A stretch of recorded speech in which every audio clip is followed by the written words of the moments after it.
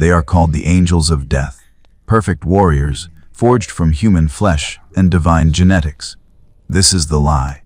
My name is Apothecary Primus, Hadrian Voss of the Crimson Consuls chapter, though that name and that chapter exist, now only in the archives of the Ordo Hereticus, as a cautionary asterisk. I have served the apothecarian for 3 centuries. I have implanted 19 organs into the bodies of aspirants and watched them transform. I have harvested the progenoid glands from 743 fallen brothers, their gene seed wet and pulsing in my gauntlets as their bodies cooled. I have cataloged mutations, documented deviations, reported anomalies to the chapter master, and received his silence in return. And in my final years, locked within this isolation vault beneath a dead world whose name was struck from imperial records, I have pieced together a truth that the Imperium would burn entire sectors to suppress. This is not a report. This is an autopsy of a dream. It is my final testimony, to be unsealed only after the warp has claimed what remains of my flesh, and it concerns the gene seed itself, the sacred inheritance of the Primarchs, the biological engine of the Adeptus Astartes, and the single greatest genetic horror ever perpetrated upon the human species. The dogma is beautiful in its simplicity. Each Primarch carried within his transhuman body a genetic template of unparalleled sophistication, a distillation of the Emperor's own divine genetics, refined and specialized for specific roles in the Great Crusade. From each Primarch, gene seed was cultured and implanted into worthy aspirants, transforming them into space marines who would inherit not merely their father's physical prowess, but fragments of his genius, his nobility, his purpose. The 19 organs of the Astartes transformation process: the secondary heart, the os modula, the biscopia, the hemastamen, the Laramens organ, the catalepsine node, the prioner, the omophagia, the multilung, the oculobe, the Lyman's ear, the Susan membrane, the melanochrome, the olytic kidney, the neuroglottis, the mucranoid, the Becher's gland, the progenoids, and the black carapace. These organs, grown from the gene seed and implanted in sequence, would elevate a mortal child into a demigod of war. The progenoids, 2 glands implanted at the neck and chest, would mature within the Astarte's body, absorbing his genetic experiences and memories, ready to be harvested upon death and implanted into the next generation. A perfect cycle, a noble inheritance. The biological manifestation of the Emperors will made perpetual. For 10 millennia, this narrative has been the bedrock of the Adeptus Astartes identity. It justifies the brutal winnowing of aspirants, the agony of transformation, the psychological reshaping of children into weapons. It sanctifies the practice of harvesting gene seed from the fallen, transforming battlefield corpse desecration into sacred duty. It explains why Space Marines are what they are: not merely enhanced humans, but the genetic sons of demigods, inheritors of glory, angels of death who stand between humanity and annihilation. Every chaplain preaches it. Every apothecary is inducted into its mysteries. Every chapter master stakes his authority upon the purity and provenance of his chapter's gene seed. I believed it absolutely, with the unquestioning faith that can only come from 300 years of service in the apothecarian, where belief is reinforced by ritual and ritual by the evidence of one's own hands transforming flesh, until I encountered the wreckage of the flame. The Crimson Consuls were not a famous chapter. We were ultramarine successors of the 13th founding, dutiful, orthodox, unremarkable save for our fastidiousness in record-keeping and gene seed purity protocols. When we received a distress beacon from the drifting hulk of the Eternal Pyre, a strike cruiser belonging to the Firehawks chapter, we responded as duty demanded. The Firehawks had been declared lost in the warp nearly 2,000 years prior, though their ultimate fate was speculated to be transformation into the Legion of the Damned, those burning, spectral warriors who appear at humanity's darkest hours. Finding physical wreckage from a Firehawk's vessel was an archaeological impossibility, a fragment of a chapter that should no longer exist in material space. Yet there it was, bleeding radiation and warp corruption, tumbling through the void with a cargo hold full of stasis-sealed gene seed in apothecarian storage units. I led the boarding action personally. What we found in that hold defied every principle of gene seed storage and viability. The progenoid glands within those stasis units were still alive, not merely preserved, but actively growing, pulsing with an internal bioenergy that registered on our Auspex scanners as something between organic tissue and warp phenomenon. When I broke the seal on the first container, the documentation within dated the extraction to M39, 1600 years in our relative past, yet the gene seed showed no degradation. It should have been inert. Progenoids outside a host body or proper apothecarian cultivation vats have a viability window measured in decades at most. Even under stasis, these had been drifting in a warp-corrupted hulk for nearly 2 millennia and were thriving. That was the first anomaly. The second was in the cellular structure itself. When I performed the standard purity tests, examining the gene seed under magnification and running its genetic signature through our chapter's authentication protocols, I found something that made me return to the microscope 3 times, certain I had contaminated the sample. The progenoids contained genetic markers from not one, but multiple sources. The dominant helix was clearly Firehawk stock, traced back through their lineage to the Ultramarines and ultimately to Robout Guilliman. But intertwined with it were fragments of other gene lines, traces of what appeared to be salamanders' genetic markers. A twist of something that resonated with the Space Wolves' Canis helix, and underneath it all, a base layer pattern I could not identify at all, something that predated the Primarchs themselves. I reported this to the chapter master. He ordered the gene seed destroyed and all records of the boarding action sealed. When I pressed him, citing our duty to the apothecarian and the broader Imperium to study this unprecedented finding, he said something that has echoed in my thoughts ever since.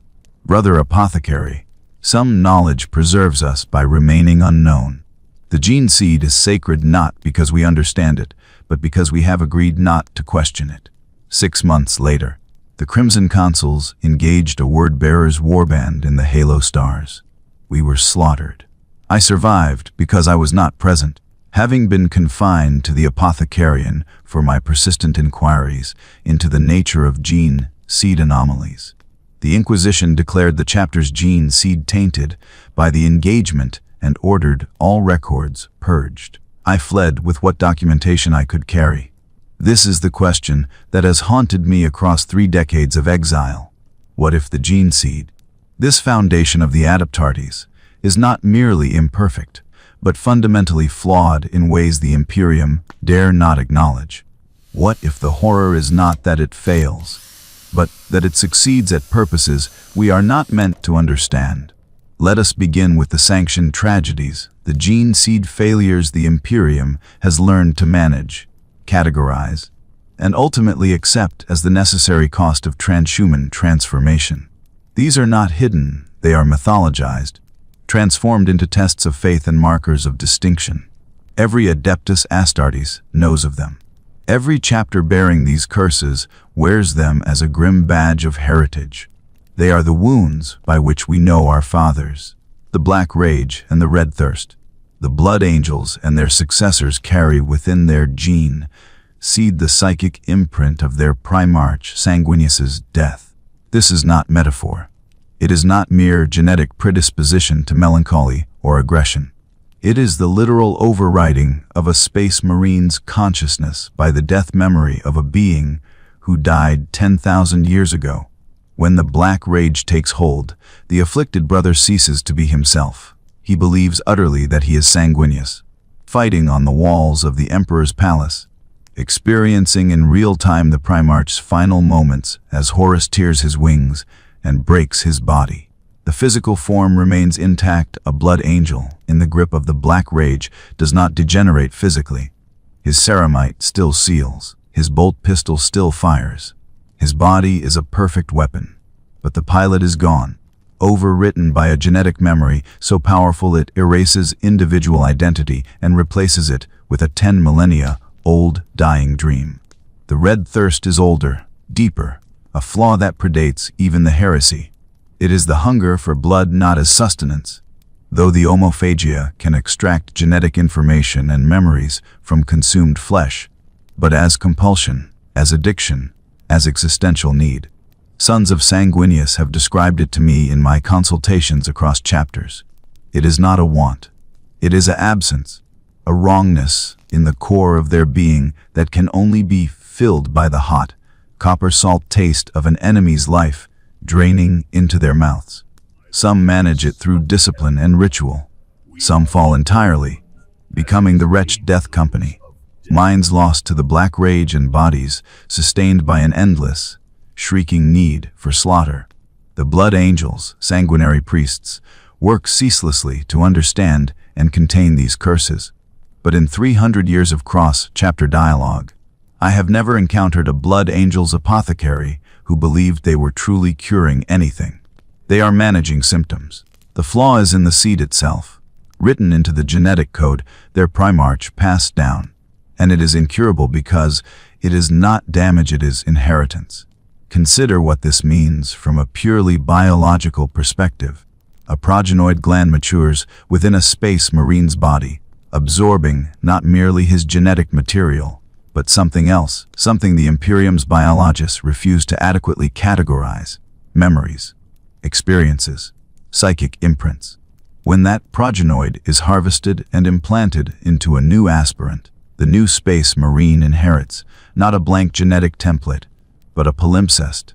Layers upon layers of previous bearers, experiences written into the very cells that will become his transhuman organs. In most gene lines, this manifests as institutional memory, the weight of tradition, a sense of connection to chapter and primarch that enhances unit cohesion and morale. In the blood angels, it manifests as the memory of trauma, so profound it can annihilate identity itself. The gene seed does not merely carry DNA, it carries ghosts, and the ghost of Sanguinius's murder is powerful enough to possess his sons across 10,000 years and 1,000 generations of inheritance. The wolfen, the space wolf's canis helix, is unique among Astartes' gene seed. It was deliberately engineered by the Emperor to incorporate genetic material from Fenrisian wolves, creating space marines with enhanced senses, pack instincts, and aggression profiles suited to shock assault doctrine. This is the official designation. The curse is that the canis helix does not merely enhance, it transforms. It regresses the subject from transhuman warrior to something primal and feral, a werewolf thing of tooth and claw that retains just enough intelligence to know what it has lost. The wolfen are not random mutation. They are the canis helix asserting its original, unmodified nature over the carefully balanced transhuman template. Evolution running backward as the incorporated animal genetics overwhelm the human base. I have examined wolfen remains. The transformation is comprehensive. Bone structure shifts. Musculature reorganizes. The black carapace cracks and is absorbed as the body beneath it changes shape. Most horrifying is the gene seed itself when harvested from a wolfen. The progenoids show active rewriting of their own genetic structure. The canis helix elements spreading like a virus through the carefully organized organ coding sequences, overriding primarch markers with wolf genetics. If that gene seed were to be implanted into a new aspirant, the resulting space marine would have an exponentially higher chance of wolfen transformation. The curse is not merely environmental or psychological, it is genetic drift, and it is cumulative. Every generation of space wolves gene seed is slightly more wolf and slightly less primarch. The chapter's wolf priests suppress and destroy the most corrupted stock, maintaining a delicate genetic equilibrium. But they are not reversing the process. They are merely slowing it. Given enough time, another 5,000 years, Perhaps 10. The space wolves' gene seed will cease to produce space marines at all. It will produce only wolfen, the human genome having finally lost its war against the implanted beast. The flesh change. The Thousand Sons suffered this before the heresy, and it is perhaps the most instructive failure of all, because it reveals the gene seed's interaction with the Imperium. Magnus the Red was the Imperium's most powerful psyker save for the Emperor himself, and his gene seed was saturated with psychic potential. When implanted into aspirants, that potential would sometimes activate catastrophically, not extending outward to manipulate the warp, but turning inward, consuming the body that housed it. The flesh change was not mutation in the traditional sense, not cancer, not teratoma, not genetic degradation. It was transfiguration. The Space Marine's flesh, responding to psychic energies, it could not contain by transforming into something else entirely. Some grew new limbs or eyes in impossible configurations. Some melted into ambulatory protoplasm. Some simply expanded, their bodies becoming grotesque, tumorous masses that bore no resemblance to human or Astartes anatomy. The only commonality was that the process was irreversible and always fatal, the psychic feedback loop burning the physical vessel from within. Magnus sought a cure in the warp itself, bargaining with the entity he believed to be a benevolent warp spirit to stabilize his son's gene seed. That entity was Tench, and the price was the Thousand Sons' souls. But here is what haunts me. The flesh change was not chaos corruption. It occurred in loyalist Thousand Sons who had never touched sorcery, never gazed into the warp's depths, never made bargains with daemons. It was purely a function of their gene seed's psychic potency overwhelming the biological systems meant to house it. The power intended for the warp burned the physical form because there was no release, no outlet, no training or discipline sufficient to channel energies of that magnitude.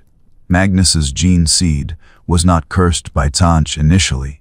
It was fundamentally unstable, psychic power weaponized, and implanted into flesh incapable of bearing it. Tzench did not corrupt the Thousand Sons. He offered them the only alternative to extinction by flesh change transformation into something that could survive what their gene seed was doing to them.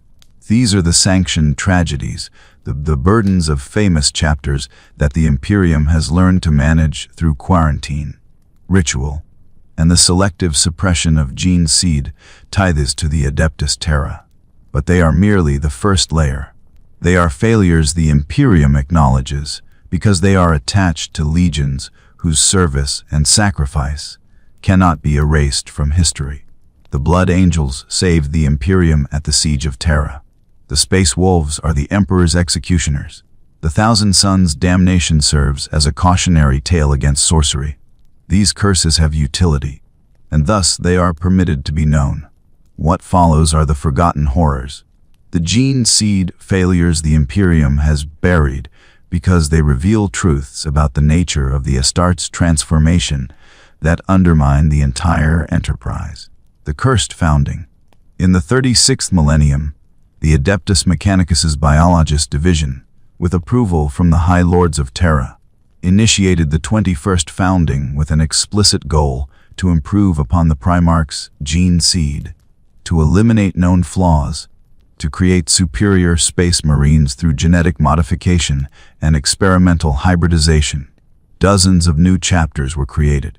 Within 2 centuries, nearly all were extinct, declared excommunicate, or suffering catastrophic genetic instability. This was not mere bad luck. This was systematic failure on a scale that proves the gene seed is far more fragile and far less understood than the Imperium admits. The Firehawks I mentioned earlier, they were cursed founding. Before their disappearance into the warp and possible transformation into the Legion of the Damned, they suffered increasing incidents of spontaneous combustion, their bodies igniting without cause, the Laraman's organ failing to seal wounds that burned from within. The Lamenters, successors of the Blood Angels, inherited not merely the red thirst and black rage, but an additional, cursy, catastrophically bad fortune. Their every campaign ending in Pyrrhic victory or outright disaster, their chapter reduced to a handful of survivors time and again. The black dragons developed bony protrusions, horns, blades erupting from forearms, cranial ridges that the Inquisition deemed abhuman mutation, though the chapter insists these are controlled and useful adaptations. The sons of Antaeus displayed remarkable resilience, but were declared excommunicate for suspected chaos taint. The Flame Falcons suffered full-body immolation events, their battle brothers spontaneously igniting and burning from the inside out during combat. What the cursed founding proves is that gene seed modification, even minor adjustments, by the most learned genitors of Mars results in catastrophic instability. But here is the deeper horror: the modifications themselves were often successful in their immediate goals.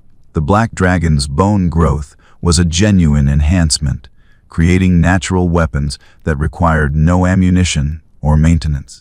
The sons of Antaeus were tougher, harder to kill. The Firehawk's immolation phenomena sometimes manifested as weaponizable pyrokinesis before it consumed them. The genetic engineering worked. It achieved its design parameters. What failed was the integration with the base Primarch template, as if the original gene seed was rejecting modification, fighting back against attempts to improve or alter it. The gene seed is not merely DNA. It is not a passive template. It is something that resists change, that enforces its own integrity, and that punishes deviation from its original configuration. This implies either that the Primarch's gene seed is fundamentally unstable, balanced on a knife's edge that any adjustment will topple, or that it is actively hostile to modification, possessing some quality biological, psychic, or both that treats improvement as invasion and responds accordingly. Chimeric gene seed. This is not officially sanctioned, but it occurs when chapters are on the brink of extinction and gene seed tithes are insufficient to rebuild their ranks. Desperate apothecaries have blended gene seed from different Primarchs, hoping to create viable hybrids. The results are uniformly catastrophic. I have documentation on 3 such attempts. In each case, the implanted organs developed, but could not function coherently. The secondary heart would beat at a different rhythm than the primary heart, creating circulatory cascade failure. The progenoids would attempt to mature simultaneously, competing for genetic dominance and producing neither viable pure strain seed. Most grotesque were the neurological failures, the catalepsine, node allowing sleep deprivation, extended consciousness, while the omophagia transmitted genetic memories from incompatible sources, creating space marines who experienced the memories of 2 different Primarchs and could reconcile neither, their minds fragmenting under the weight of contradictory genetic imperatives. These were not random mutations. They were 2 divine genetic codes fighting for dominance inside a single body. The aspirant's original human DNA was simply substrate, battlefield terrain over which Guilliman's legacy and, say, Dorn's legacy waged genetic war. The resulting space marine, if he survived implantation at all, was not a hybrid, but a biological paradox. His body trying to be 2 different kinds of transhuman simultaneously, his organs expressing contradictory functions, his progenoids recording genetic experiences from a source template that did not exist. One case resulted in what the classified reports termed spontaneous genetic disintegration. The Space Marine's cells simply ceased to cohere, his body dissolving into component biological slurry over the course of 48 hours as the warring gene seed markers canceled each other's structural integrity commands. He was liquefied by his own genetics. This tells us something profound. Primarch gene seed is not modular. It is not plug and play. Each Primarch's genetic legacy is a complete, non-decomposable system, and those systems are mutually incompatible at a fundamental level. This is not because the Emperor poorly designed them. It is because he designed them to be incompatible. Each Primarch template isolated and distinct, Why would a designer create 19 systems that cannot integrate? The only reason is if integration was undesirable, if the gene seed was meant to be siloed. Each Primarch's legacy a closed system that would destroy itself rather than merge with another. What purpose does this serve? Genetic degradation over time. The Imperial fists and their successors have lost 2 organs entirely, the Becher's gland, which produces acid-based biochemical weapons in the mouth, and the Susan membrane, which induces deep hibernation. These are not battle damage losses. They are genetic drift. The slow erosion of the gene seeds complexity across thousands of years and generations.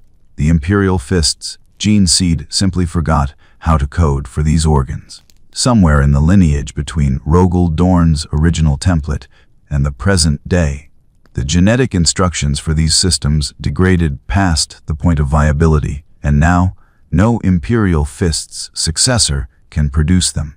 This is often presented as an acceptable loss, a minor trade-off for purity in other areas. But consider the implications. If the gene seed is losing information over time, what else has been lost? What organs or capabilities did the original Astartes possess that current Space Marines lack? The Horus Heresy was 10,000 years ago. In biological terms, that is sufficient time for significant genetic drift, even in organisms with robust error correction systems. The Space Marine gene seed has been copied, generation after generation implanted, matured, harvested, implanted again with each cycle introducing microscopic errors, deletion mutations, point mutations, all the standard mechanisms by which genetic information degrades. The apothecarian's purity protocols are meant to catch and eliminate corrupted gene seed before it propagates, but they can only detect gross deviations, subtle losses, slow erosions, the gradual dimming of the Primarch's original templates. These go unnoticed until entire organ systems are simply gone. The Blood Angels, sanguinary priests, have documented increasing frequency of Black Rage episodes over the past 3 millennia. The Ultramarines, that paragon of genetic stability, have classified reports of neophytes experiencing organ rejection at rates higher than historical baselines. The Dark Angels' gene seed has always been stable, but their apothecaries have noted subtle changes in psychological profiles. Their Space Marines becoming increasingly paranoid and secretive behavioral traits that could be cultural, passed down through chapter tradition, or could be genetic drift toward the mindset their Primarch, Lion L. Johnson, possessed. Is the Dark Angels' obsession with secrecy and their hunt for the fallen merely a cultural inheritance? Or is it being reinforced and amplified by genetic changes in their seed over 10,000 years? Here is the question that led me down this path. If gene seed degrades, if it loses information, if it drifts, what prevents it from gaining information? Mutation is not merely loss.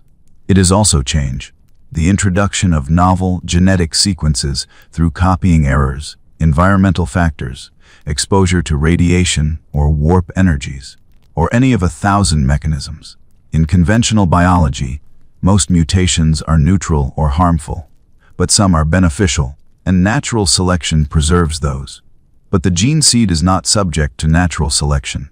It is curated by apothecaries, preserved in stasis, implanted according to ritual. There is no selective pressure to favor useful mutations. There is only the raw drift of genetic entropy and the pressure of whatever environment the gene seed is exposed to. And for 10,000 years, that environment has included the warp. Every Space Marine is a psyker to some minimal degree. All possess the mental fortitude necessary to resist demonic possession, which requires at least a flicker of psychic presence. The black carapace interfaces directly with power armor, which operates on principles that blur the line between technology and warp craft. Space Marines fight in the warp, board space hoax saturated with unreality, walk on daemon worlds where the laws of biology are optional. Their gene seed is exposed to warp energies constantly. What is the cumulative effect of 10,000 years of low-level warp exposure on a genetic system that already interfaces with psychic phenomena through mechanisms like the omophage's ability to absorb memories? The gene seed is learning. It is adapting. Not through intelligent design, but through exposure, the way radiation creates mutations, the way viruses evolve in response to their environment. The scythes of the Emperor, a chapter nearly destroyed by the Tyranids, reported that their gene seed, when harvested from veterans of anti-Tyranid campaigns and implanted into new neophytes, produced space marines with instinctive tactical knowledge of Tyranid weaknesses, combat behaviors they had never been trained in. The gene seed remembered the Tyranids and taught its new hosts how to kill them. This is not conscious. It is not intelligence. It is genetic memory made manifest, the progenoids recording not merely DNA, but combat experience, strategic insight, trauma, and passing it forward. Which means the gene seed is not a static template. It is a living, evolving, potentially sentient biological system that uses space marines as hosts and vehicles for its own continuation. This is the parasite hypothesis, and it is the threshold into the deepest horror. Let us now examine the gene seed not as inheritance, but as infection. Not as gift, but as invasion. Not as the transformation of human into transhuman, but as the replacement of human with something that wears human shape, but serves inhuman purpose. The canis helix in the space wolf's gene seed is the most overt example. It does not enhance human genetics, it overwrites them. It inserts wolf DNA into the human genome and gives that DNA precedence, allowing it to dominate, to reshape bone and brain and behavior toward lupine patterns. The space wolf aspirant who becomes wolfen has not failed some test. He has simply lost the genetic war inside his own cells, the implanted wolf code successfully asserting dominance over his original human blueprint. He has not mutated. He has been conquered. Now expand that principle to all gene seed. Every progenoid gland implanted into an aspirant contains genetic information from the primarch, from every previous bearer of that gene seed lineage, and potentially from the Emperor himself, whose genetic material served as the base template for the primarch's creation. When that progenoid begins growing the 19 organs inside the aspirant's body, it is not merely enhancing existing human systems, it is replacing them.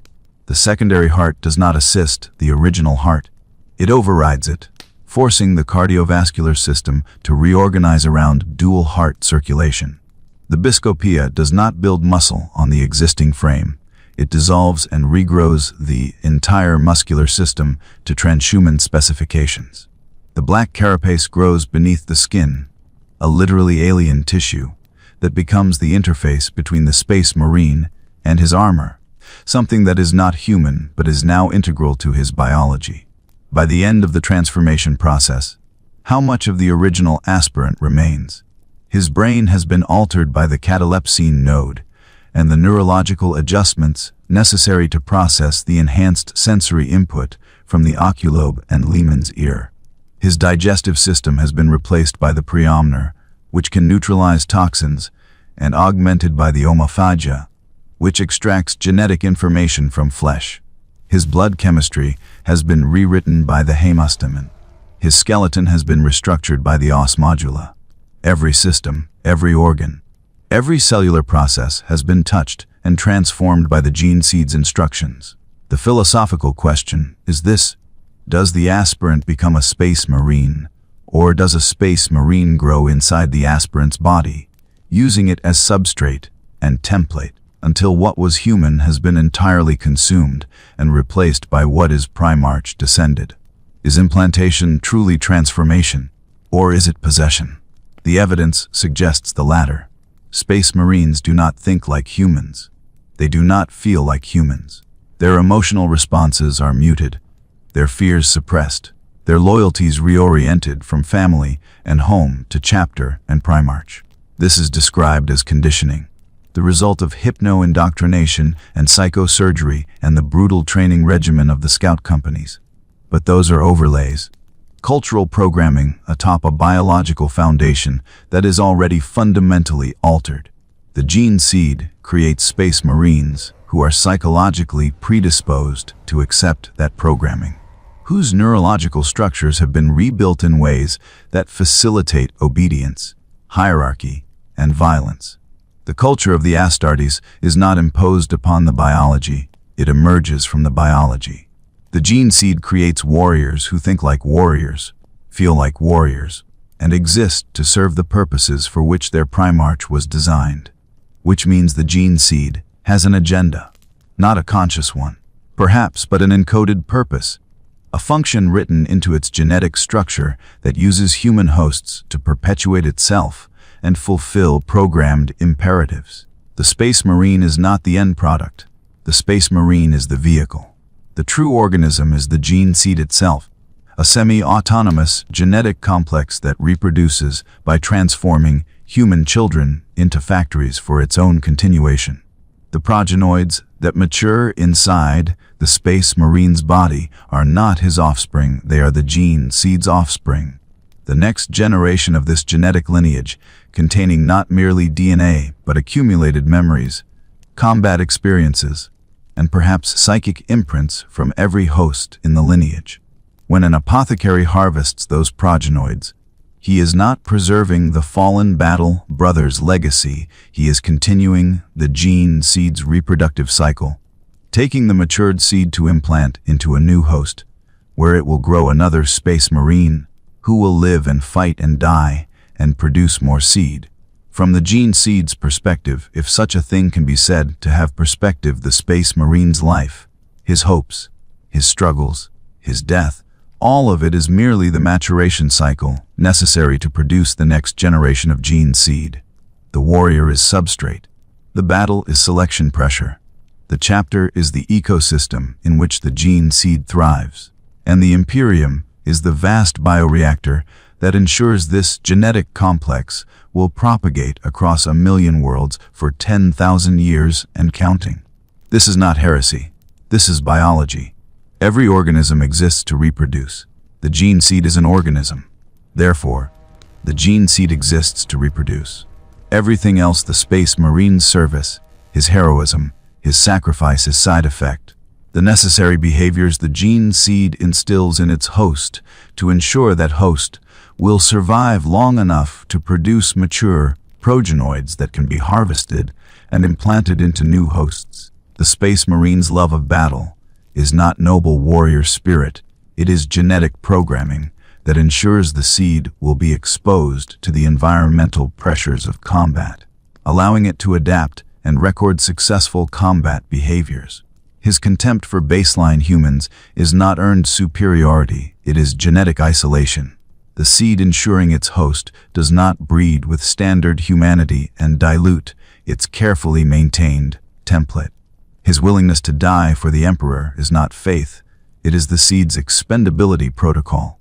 The host's life traded readily for strategic advantage because the seed, which will be harvested and continue, is what truly matters.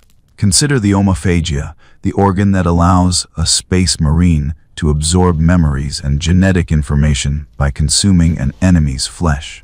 This is always described as an intelligence-gathering tool, a way to learn enemy plans and languages quickly. But look at it from the gene seed's perspective. The omophagia allows the seed to sample and integrate foreign genetic material, to analyze it, to potentially incorporate useful elements. When a Space Marine eats the flesh of an orc, his omophagia digests it, extracts genetic information, and stores that information somewhere in his body. Where? In his brain, in his bloodstream, or in his progenoids, which are recording every experience, every intake, every genetic contact. When that progenoid is harvested and implanted into the next Space Marine, does that new warrior inherit the previous host's tactical knowledge of orcs because he learned it, or because the gene seed recorded it? The way the Space Wolves seed records Wolf, the way the Blood Angels seed records Sanguinius's death. The gene seed is not creating Space Marines. It is evolving, using human hosts as laboratories, testing adaptations across millions of warriors and thousands of battlefields, preserving successful traits and discarding failures through the apothecarian's purity protocols. Each generation of Space Marines is an experimental cohort. Each campaign is a testing ground. The gene seed is learning how to make better vehicles for itself, how to survive warp exposure, how to resist chaos, corruption, how to fight Tyranids and Necrons, and every other horror in the galaxy. And the mechanism by which it learns is the death of Space Marines, whose progenoids are harvested and carry forward the genetic lessons written in their bodies' experiences. We are not creating angels. We are cultivating a crop, and the gene seed is the species being domesticated. Now we must confront the question that follows logically. If the gene seed is a semi-autonomous biological system pursuing its own reproductive and evolutionary agenda, who created it? Who wrote that agenda? Who designed this genetic complex to function as a self-perpetuating, self-modifying engine of transhuman warfare? There is only one answer: the Emperor of mankind. And therefore we must ask, what did he intend? The Primarchs were not the Emperor's sons in any meaningful sense. They were tools, designed for specific strategic roles in the Great Crusade. Horus was the diplomat, the unifier, the general capable of leading other generals. Guilliman was the administrator, the nation builder, the architect of sustainable compliance. Russ was the executioner, the savage enforcement tool for when a world needed to be destroyed, not conquered. Dorn was the fortress, the immovable defender. Magnus was the psychic weapon, the tool to navigate the warp. Each Primarch was a specialized instrument, and their gene seed was the means of mass-producing slightly lesser versions of those instruments, Space Marines, who inherited fragments of their Primarch's capabilities. Diluted but still transhuman, still useful. But the Primarchs were flawed. Horus was prideful and susceptible to manipulation. Kurz was insane, his visions driving him to nihilistic cruelty. Angron's butcher's nails made him a perpetual killing machine. Mortar's resentment festered into betrayal. Magnus's arrogance led him to break the Edict of Nicaea and shatter the Emperor's Webway project. These are not random personality defects. They are fundamental to who these beings were, their natures determined by how the Emperor designed them. He created Kurz with prophetic visions that tormented him because he needed a son who would embrace terror tactics. He created Angron with the capacity for rage because he needed a son who could lead the most savage assaults. He created Magnus with unparalleled psychic power and insufficient restraint because he needed a tool to breach the warp. And tools are expendable, which means the flaws in the Primarchs were intentional. Or at minimum, they were acceptable trade-offs. The cost of specialization, the inevitable result of creating beings so far beyond human that human concepts of balance and mental health no longer applied. The Emperor designed his Primarchs as weapons first and persons second, if at all. And when he extracted their gene seed to create the Space Marines, he extracted all of it: the brilliance and the madness, the nobility and the rage, the purpose and the curse.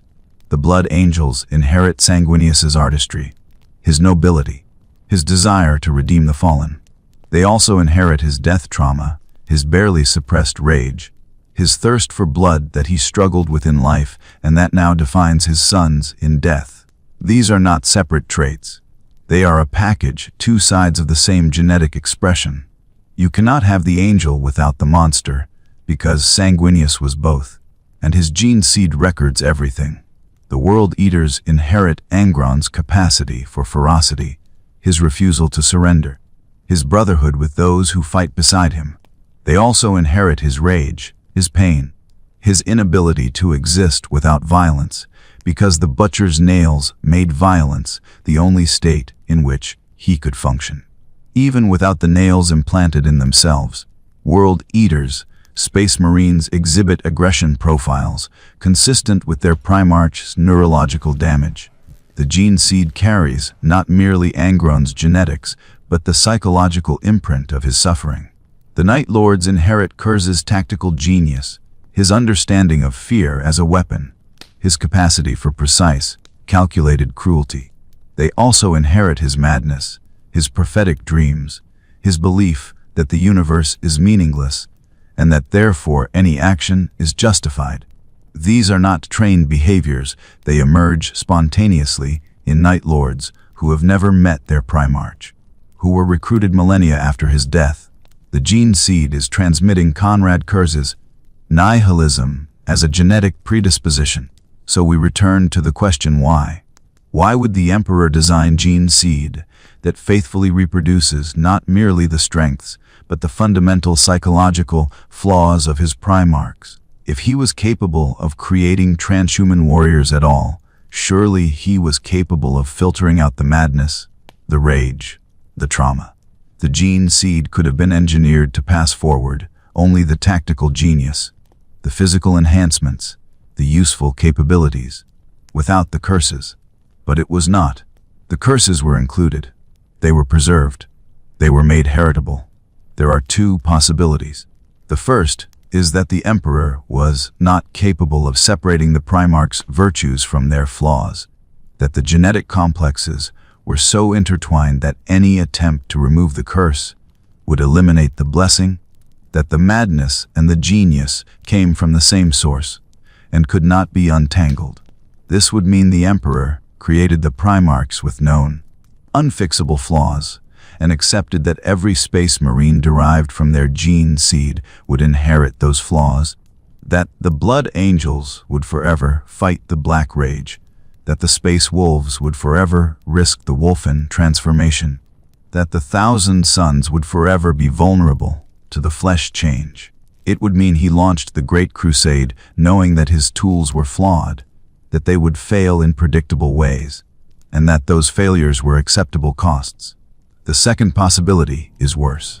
It is that the flaws were not side effects but features, that the Emperor designed the gene seed to include the Primarch's psychological damage because that damage served a purpose, that the curses were intentional. Let me present the evidence for this hypothesis, and you must understand that even articulating it feels like the highest heresy, the greatest blasphemy against the master of mankind. But I have looked at the gene seed under magnification for 3 centuries. I have seen what it does, and I cannot escape the logical conclusion. The gene seed makes space marines susceptible to exactly the forces they are meant to fight. Blood angels fight against their own rage and thirst, struggling not to become the monsters they hunt. Space wolves balance on the edge of bestial regression, maintaining humanity through discipline, even as their genetics pull them toward the wolf. 1,000 suns wielded psychic powers that would inevitably consume them, if not controlled, forcing them to seek greater and greater mastery of the warp to survive their own capabilities. In every case, the curse creates a vulnerability, a crack in the armor, a point where the space marine is not invulnerable, but specifically susceptible to corruption by the very forces he battles. The Horus heresy itself demonstrates this. Horus fell because his pride was wounded and his ambition exploited traits inherited by his Luna wolves. The World Eaters fell because their rage made them susceptible to Khorne. The 1,000 Suns fell because their psychic desperation made them vulnerable to Tzeentch. The Death Guard fell because Mortarian's resentment and desire to protect his sons made him vulnerable to Nurgle. The Emperor's children fell because their pursuit of perfection opened them to Slaanesh. In each case, the gene seed's inherent flaw became the vector for chaos corruption. The very genetics meant to create the Emperor's warriors became the mechanism for their damnation. What if this was the plan?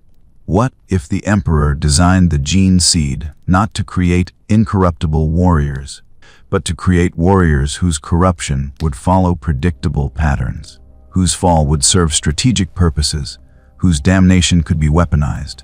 Consider the scale of his plan. The Emperor was not merely conquering the galaxy.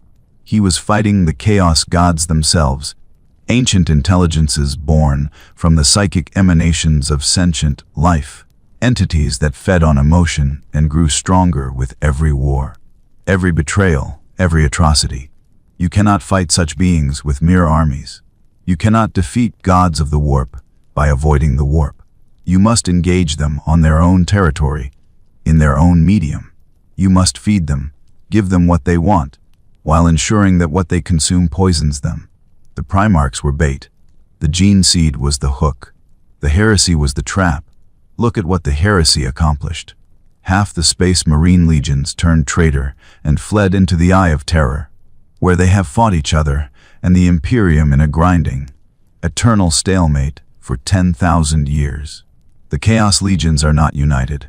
They are fractured, warring, consuming themselves in internal conflict. They raid, they strike, they terrorize, but they cannot conquer because they are too busy destroying each other. The Black Legion fights the Word-bearers.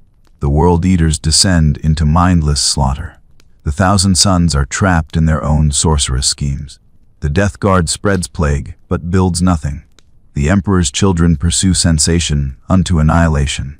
These legions, which represented half the Imperium's transhuman might, have become a self-contained war zone, their gene seed ensuring they will forever fight in ways that serve the Chaos gods, but achieve no strategic victory. Meanwhile, the Loyalist legions survived, fragmented into chapters by the Codex Astartes, their gene seed continuing to produce new generations of Space Marines who inherit not merely their Primarch's strengths, but their curses. The Blood Angels fight the Black Rage, which teaches them to resist their own darkness, making them more resistant to Khornate corruption precisely because they are already fighting Khorne's influence in their own bloodline. The Space Wolves' Wolfen transformation is horrific, but it also means they cannot be seduced by Sayanch's promises of transformation. They have already seen where genetic change leads. The Dark Angels hunt the fallen, which makes them paranoid and secretive, but it also means they are obsessively loyal, incapable of the very treachery they hunt. The curses make the Loyalist chapters vulnerable, but they also inoculate them, creating Space Marines who have confronted and mastered the specific form of corruption most likely to claim them. The Emperor created gene seed that would divide his forces, ensuring half would fall to chaos in predictable ways, becoming trapped in the Eye of Terror as eternal combatants in the Great Game, while the other half would survive with genetic curses that make them resistant to the same corruption by forcing them to fight it constantly. He weaponized his own creations against the Chaos gods by designing them to be corruptible in specific, managed ways. This is monstrous. This is strategy beyond morality, a plan so vast and cold it treats billions of lives as ammunition, expendable resources in a war against gods. If this is true, then the Horus heresy was not a tragedy, it was the Emperor's intention. Horus did not fail him. Horus succeeded at the task he was designed for, which was to lead half the legions into damnation, giving the Chaos gods exactly what they wanted while poisoning the gift, ensuring that what they gained was a self-destructive, fragmented force that would spend eternity consuming itself rather than threatening the Imperium. And the gene seed was the mechanism that made this possible, because it transmitted not merely genetics, but fate, predisposition, tragedy. It created warriors doomed to fall and warriors doomed to resist falling, and both types served the Emperor's purpose. But if this is true, then every Space Marine is a puppet, his life and choices determined by genetic programming he cannot escape, his fate written in the cells of his progenoids before he is even born. The Blood Angel, who fights the Black Rage, is not heroic. He is acting out the role his gene seed scripted for him. The Space Wolf, who resists the Wolfen, is not maintaining his humanity. He is expressing the genetic struggle his Primarch designed into him. The Ultramarine, who serves with honor, is not virtuous. He is the product of Guilliman's gene seed, which creates obedient, administratively minded warriors, because that is what Guilliman was designed to be. There is no free will. There is only gene seed, and the gene seed has its own purpose, and that purpose may be utterly divorced from the Space Marine's conscious desires. The warrior believes he fights for the Emperor, for his chapter, for humanity. But he fights because his gene seed compels him to, because that is what it was designed to do, because his life is merely the mechanism by which the gene seed reproduces and continues its encoded agenda. I have spent 3 decades in this vault, examining the evidence, cross-referencing suppressed reports, analyzing genetic samples I should not possess. I have proven, at least to my own satisfaction, that the gene seed is not what the Imperium claims it is. It is not a gift. It is not an honor. It is a biological weapon of incomprehensible sophistication, designed by an intelligence so vast and alien that even calling him human may be a category error. The Emperor made the gene seed to serve purposes that transcend any individual Space Marine's life, any chapter's glory, any campaign's victory or defeat. Those purposes may be righteous, the defeat of chaos, the survival of humanity, the stabilization of the galaxy against existential threats, or they may be incomprehensible, goals and strategies that operate on timescales and logic that no mortal or even transhuman mind can grasp. But what haunts me, what has driven me to this isolation and compelled me to record this testimony, is not the question of the Emperor's purpose. It is the question of the gene seed's purpose. Because if the gene seed is truly a semi-autonomous biological system, if it can learn and adapt and evolve in response to its environment, if it transmits not merely genetics, but memory and predisposition and fate, then over 10,000 years of continuous use, continuous replication, continuous exposure to war and warp, and the accumulated horror of the age of Imperium, what has it become? The gene seed planted in aspirants today is not the gene seed the Emperor created. It cannot be. It has been through thousands of generations, millions of hosts, countless harvests. It has absorbed 10,000 years of combat experience, warp exposure, genetic drift, mutation, adaptation, and psychic contamination. The progenoids harvested from a Space Marine in Emdra 41 contain not merely the Primarch's original template, but the accumulated genetic memories of every Space Marine in that lineage's history.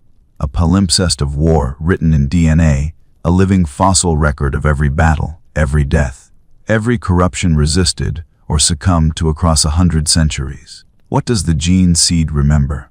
What has it learned? When a new Space Marine receives the progenoids and begins his transformation, what is he becoming?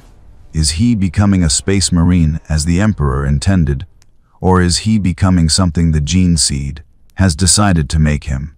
A body plan that serves the seed's own evolutionary agenda rather than the Imperium's strategic needs. The apothecaries believe they control the gene seed through purity protocols and careful harvesting and theological oversight. But you cannot control evolution. You cannot control an organism that reproduces through you. You can only observe it, react to it, and hope that its agenda aligns with yours. For 10,000 years, the apothecarian has maintained the fiction that we understand the gene seed, that we preserve its purity, that we continue the Primarch's legacy. But we are not shepherds.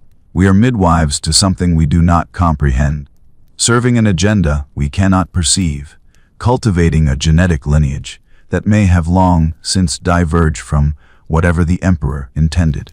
What is the gene seed becoming?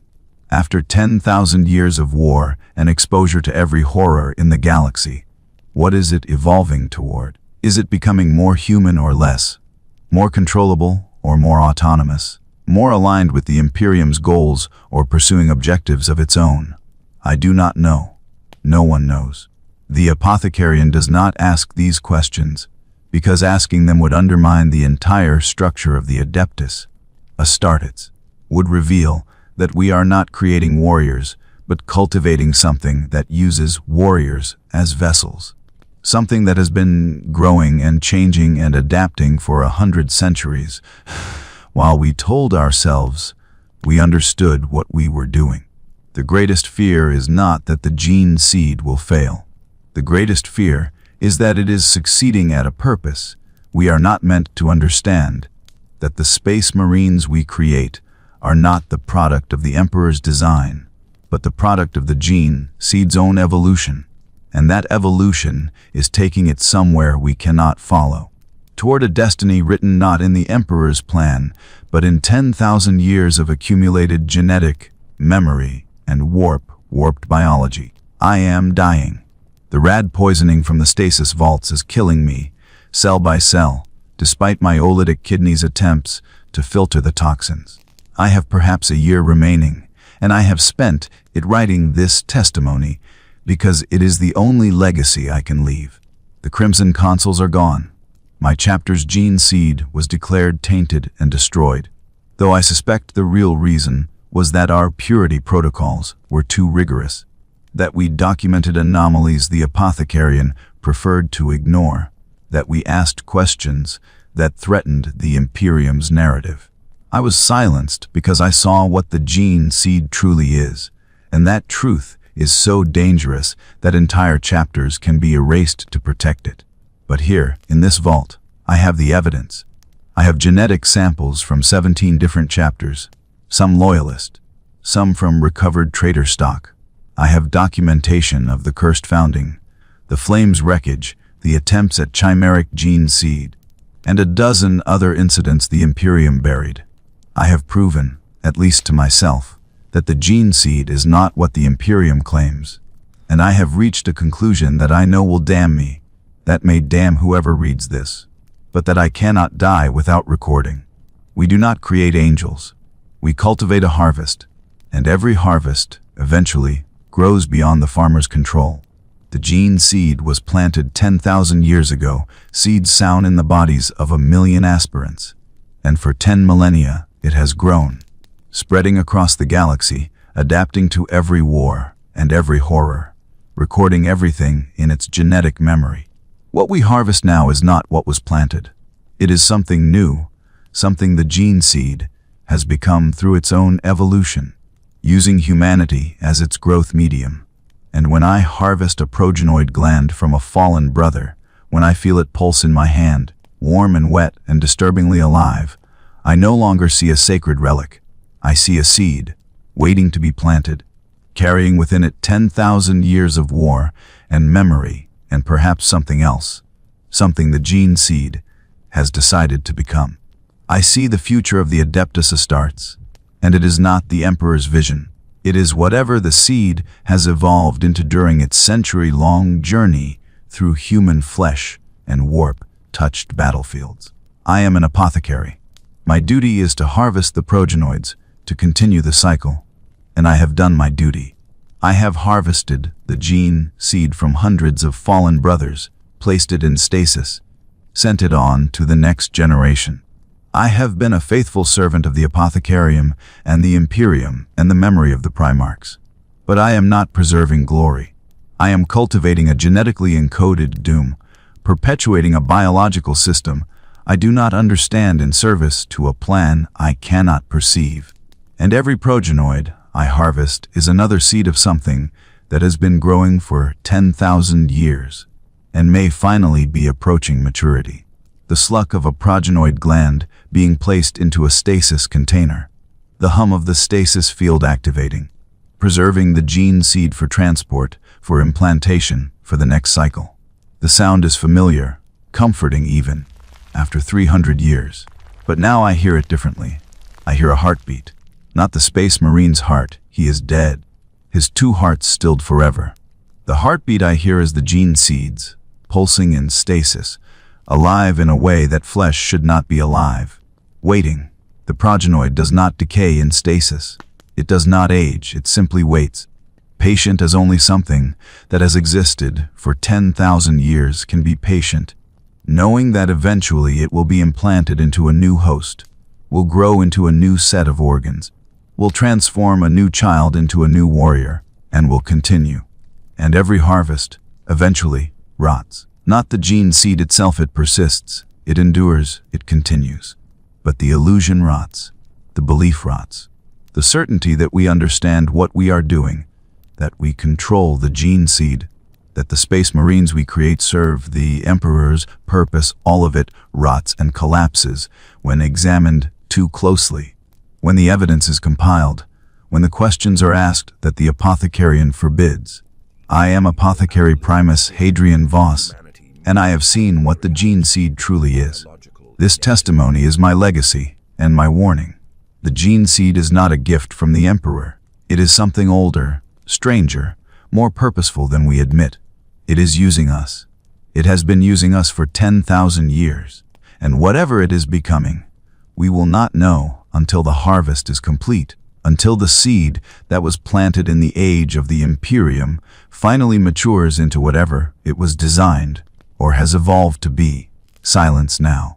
The hum of the stasis fields, the pulse of gene seed in suspension, and in the darkness of this vault, the patient waiting of something that has all the time in the universe, because it is written into flesh, and flesh can be remade, and the cycle will continue until someone, somewhere, has the courage to break it, or the wisdom to understand that it cannot be broken, that the gene seed will endure long after the Imperium falls, long after the Emperor's dream dies, because the seed remembers, and the seed persists, and the seed has its own purpose, and we are merely the soil in which it grows.